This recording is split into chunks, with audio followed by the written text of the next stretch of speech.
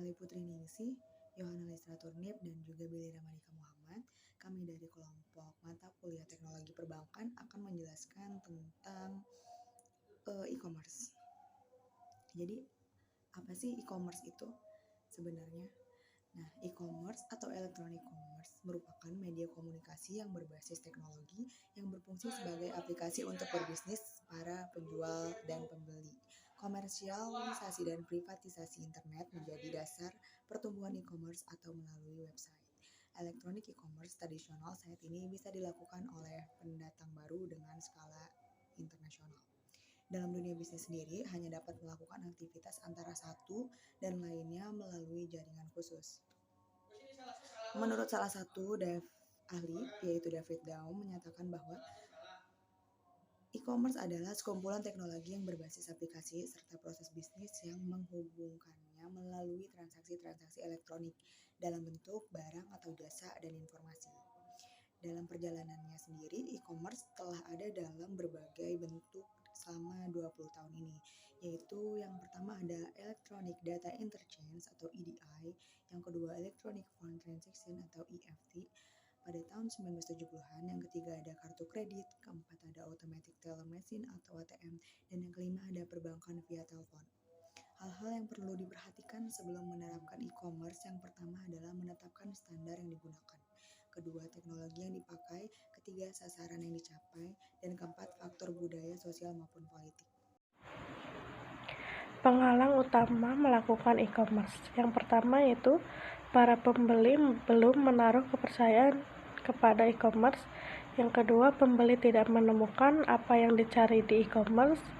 Yang ketiga, belum ada cara yang mudah dan sederhana untuk membayar serving di e-commerce, belum lancar betul. Yang keempat, takut terjadi pencurian kartu kredit. Yang kelima, takut rahasia informasi personal menjadi terbuka. Dan yang keenam, kinerja jaringan yang kurang baik. Dan yang terakhir, yang ketujuh, yaitu belum punya modal yang baik untuk men-setup situs e-commerce. Perkembangan e-commerce di Indonesia mengalami hambatan dikarenakan yang pertama yaitu infrastruktur, yang kedua kesadaran, yang ketiga keamanan, dan yang keempat budaya atau kebiasaan, yang terakhir yaitu penyedia e-commerce. E-business versus e-commerce. E-commerce atau electronic commerce yaitu proses pembelian, penjualan, transfer atau pertukaran produk, jasa atau informasi melalui jaringan komputer termasuk internet.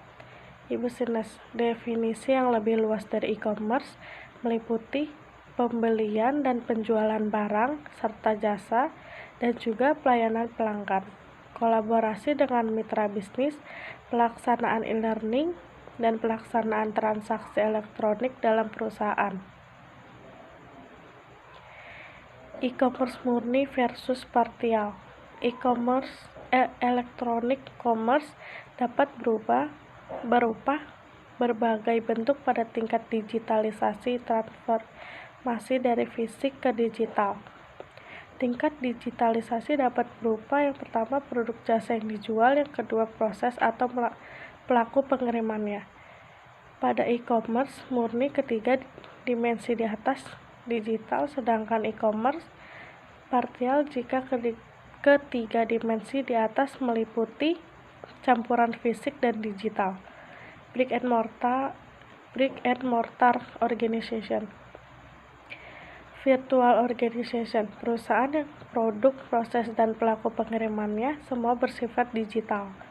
Click and mortar, perusahaan yang menjalankan bisnis baik dalam dimensi fisik maupun digital.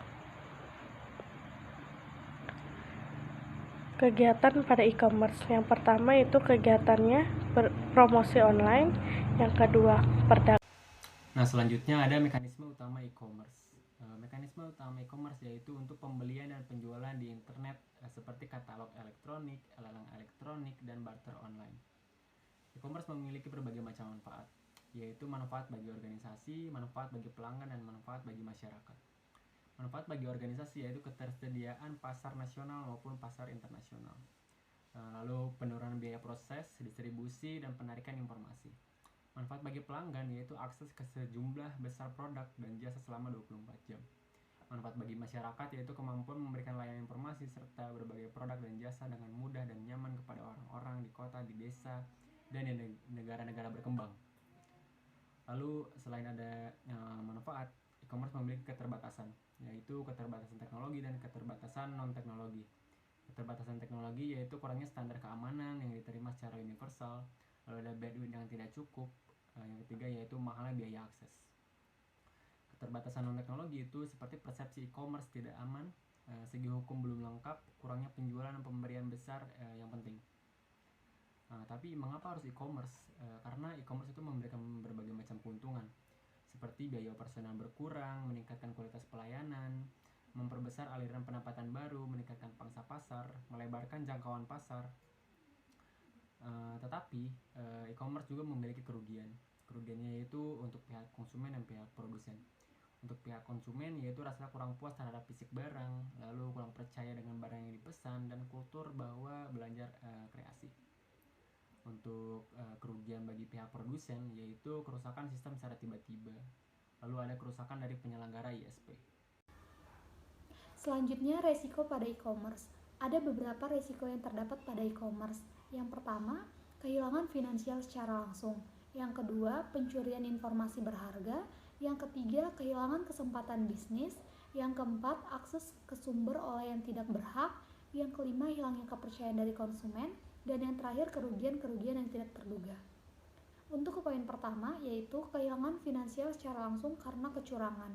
Berubahnya data finansial yang dilakukan oleh orang-orang yang tidak bertanggung jawab dengan cara mentransfernya secara ilegal.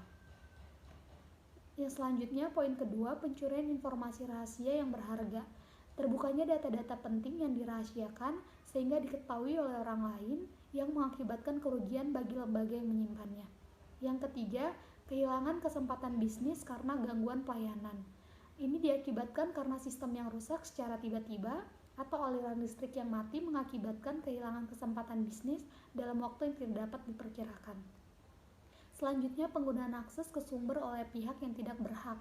Seseorang banker yang berhasil membobol sebuah sistem perbankan kemudian dapat dengan mudah memindahi saldo dalam jumlah tertentu ke dalam rekening pribadinya. Selanjutnya, kehilangan kepercayaan dari konsumen. Usaha pihak lain yang dapat menjatuhkan sebuah perusahaan sehingga pelayanan menjadi salah dan kacau yang mengakibatkan hilangnya kepercayaan konsumen. Selanjutnya, kerugian-kerugian yang tidak terduga. Gangguan-gangguan lain di luar terhadap transaksi bisnis yang sedang dilakukan sehingga konfirmasi transaksi tersebut tidak dapat diterima dengan baik. Sekian hasil presentasi dari kelompok kami. Jika ada kesalahan dalam penyampaian dan tutur kata, kami mohon maaf, dan atas perhatiannya kami ucapkan terima kasih.